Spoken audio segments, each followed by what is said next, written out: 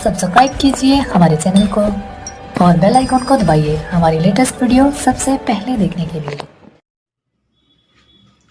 आज हम बात करेंगे राउल्ट के नियम की, परंतु इससे पहले आप सभी को हेनरी का नियम जरूर पढ़ लेना है। पिछले वाले वीडियो में हमने हेनरी का नियम बताया है। जिन्होंने नहीं देखा है वह सभी आई बटन पर क्लिक करके या फिर डिस्क्रिप्शन में लिंक दिया है, वहां से पिछले वाले वीडियो को देख सकते हैं। आज हम बात करेंगे राउल्ट के नियम की। राउल्ट के नियम में विलायक जो होगा वह आपका द्रव होगा और जो विलेय होगा वह भी आपका द्रव होगा। यानी कि जब विलायक द्रव हो और विलेय द्रव हो तो हम राउल्ट के नियम का अध्ययन करेंगे। राउल्ट के नियम का अध्ययन करेंगे। राउल्ट के नियम के अध्ययन से पहले हम सबको दो बातें बहुत जरूरी पता होनी चाहिए। पहली है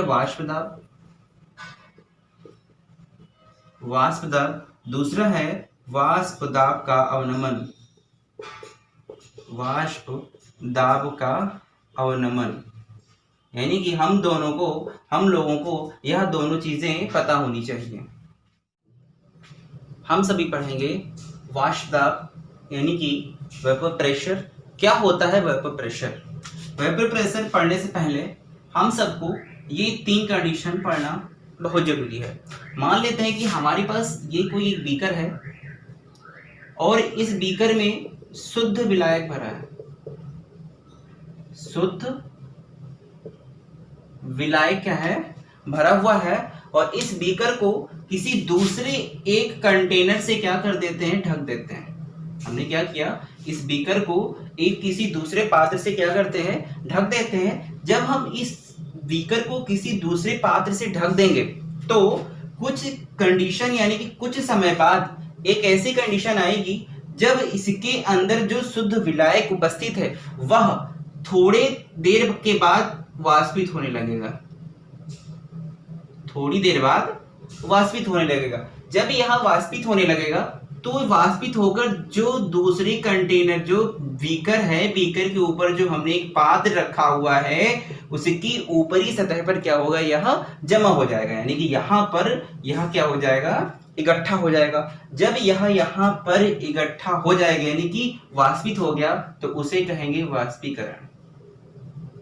क्या कहेंगे हम सभी? वाष्पीकरण। क्या हुआ? वाष्पीकरण। यानी कि शुद्ध विलायक भरा है, शुद्ध विलायक कुछ समय पश्चात वाष्पित होगा, वाष्पित होकर तो किसी दूसरी वाली परत की सबसे ऊपर वह जो होगा इकट्ठा हो जाएगा। जब इकट्ठा हो जाएगा तो उसे कहेंगे वाष्पीकरण। वाष्पीकरण जब हो जाता है तो देखते हैं कि यहाँ पर विलायक के बहुत सारे अणु इकट्ठे हो जाते हैं। यानी छोटे छोटे जो होंगे यहाँ पर बहुत सारे इकट्ठे हो जाएंगे। जब यहाँ बहुत सारे विलायक के अणु जब इकट्ठे हो जाएंगे तो वहां पर यह एक दूसरे से टकराएंगे। यानी कि इस टाइप से आपस में ऐसे ऐसे एक दूसरे की तरफ भागेंगे। जब यह एक दूसरे की तरफ टकराते हैं तो उसे कहते हैं संघनन। क्या कहेंगे? संघनन कहते हैं। जब संघनन होगा, जब टकराएंगे तो जाहिर सी बात है अणु क्या होंगे? नीचे आएंगे। अणु क्या होंगे? नीचे आएंगे। जब आपके अणु नीचे आएंगे फिर वाष्पित होकर ऊपर जाएंगे, फिर नीचे आएंगे, फिर जाएंगे ऊपर, फिर नीचे आएंगे। यह क्रिया आपकी बार बार होती रहती है। उसे कहते हैं साम्य अवस्था। यानी कि साम्य अवस्था। यानी कि तो हमने पढ़ा इसमें वाष्पीकरण, संघनन और साम्य अवस्था। परिभाषा क्या है? स्थिर ताप पर, यानी कि यहाँ पर हमने टेम्परेचर को स्थिर रखा है। स्थिर ताप पर द्रव और उसकी वाष्प के साथ, यानी कि द्रव है और इसकी क्या हुई? वाष्प के साथ साम्यावस्था में उत्पन्न वाष्प द्वारा द्रव की सतह पर, यानी कि इस वाली सतह पर कोई ना कोई ऊपर से दाब लगेगा। द्रव की सतह पर दाब को वाष्प दाब कहते हैं। इसे P डिग्री से प्रदर्शित करते हैं। वाष्प दाब का अवनमन, लवरिंग ऑफ वेपर प्रेशर। हम इसमें मान लेते हैं कि हमारे पास ये कोई 2 कंटेनर है। हमारे पास ये कोई 2 कंटेनर है और इस वाले कंटेनर में शुद्ध विलायक भरा है। इसमें क्या भरा है? शुद्ध विलायक हमने भर दिया और इस वाले कंटेनर में हमने भर दिया शुद्ध विलयन। शुद्ध विलयन जब इसमें वाष्पीकृत होगा तो यहाँ जाएगा, ऊपर कोई लेयर है उससे टकराएगा, यहाँ पर इकट्ठा होगा तो वाष्पीकरण होगा। इकट्ठा होने के पश्चात एक दूसरे से टकराएंगे। जब यह एक दूसरे से टकराएंगे तो उसे कहते हैं संघनन, और संघनन के पश्चात यह नीचे गिरेंगे और यह क्रिया बार बार होती रहेगी। तो जाहिर सी बात है इस पे कोई ना कोई एक दाब लगेगा जिसे कहेंगे वाष्प दाब। इस पर कोई ना कोई दाब लगेगा जिसे क्या कहेंगे, वाष्प दाब। और इस वाष्प दाब को प्रदर्शित करेंगे P डिग्री से। इसमें कोई शुद्ध विलयन भरा है। अगर शुद्ध विलयन मान लें कि हमें NaCl मिला दिया या ग्लूकोज मिला दिया या शुगर मिला दिया, मान लेते हैं इसमें शुगर मिली है। जब शुगर मिली तो जाहिर सी बात शुगर यह पूरे पार्ट में उपस्थित होगी। शुगर क्या होगी, पूरे पार्ट में उपस्थित होगी। जब पूरे पार्ट में उपस्थित होगी तो इसके सारे अणु यहाँ पर क्या होंगे, इकट्ठा नहीं हो पाएंगे, इस पे इकट्ठा नहीं हो पाएंगे। जब यह इकट्ठा नहीं हो पाएंगे तो इस पे आपका दाब क्या होगा, दाब कम लगेगा। जब दाब कम लगेगा तो वह कहलाएगा PS, यानी कि वह कहलाएगा विलायक के वाष्प दाब। वह क्या कहलाएगा, विलायक का वाष्प दाब, जिसे प्रदर्शित करेंगे हम PS से।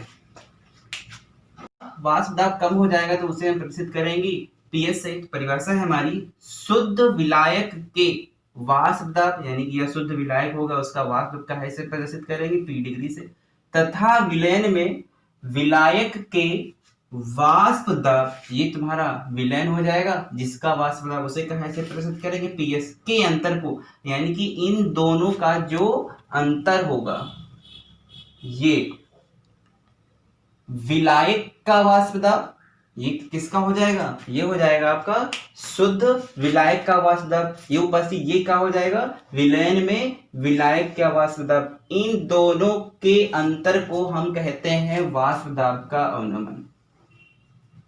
क्या हुआ, शुद्ध विलायक का वाष्प दाब और शुद्ध विलयन के विलायक का वाष्प दाब के अंतर को क्या कहेंगे, वाष्प दाब का अवनमन। वाष्प दाब का अवनमन कहते हैं। इस वाष्प दाब की अवनमन में एक कंडीशन आती है जिसे कहते हैं विलायक के वाष्प दाब का आपेक्षिक अवनमन। ये ज्यादा इंपॉर्टेंट है। परिभाषा यहां से है, विलायक के वाष्प दाब के अवनमन। अभी हमने बताया ये आपका क्या हो गया, विलायक का वाष्प दाब हो गया, का अवनमन शुद्ध विलायक के वाष्प दाब यानी कि P डिग्री के अनुपात को मान लेते, ये 2 लिखा 2:4, तो इसे हम कैसे लिख सकते हैं, 2/4, 2/4 लिख सकते हैं। तो फिर इन दोनों के अंतर को यानी कि विलायक के वाष्प दाब को और विलयन के वाष्प दाब को यानी कि P डिग्री माइनस PS, ये हमारा वाष्प दाब हो गया। और फिर कहता है विलायक के वाष्प दाब के अंतर को वाष्प दाब के अनुपात, यानी कि इन दोनों का अंतर और इसका अनुपात के अनुपात को विलायक के वाष्प दाब का आपेक्षिक अवनमन कहते हैं। अगले वाले वीडियो में हम आपको राउल्ट का नियम पढ़ाएंगे।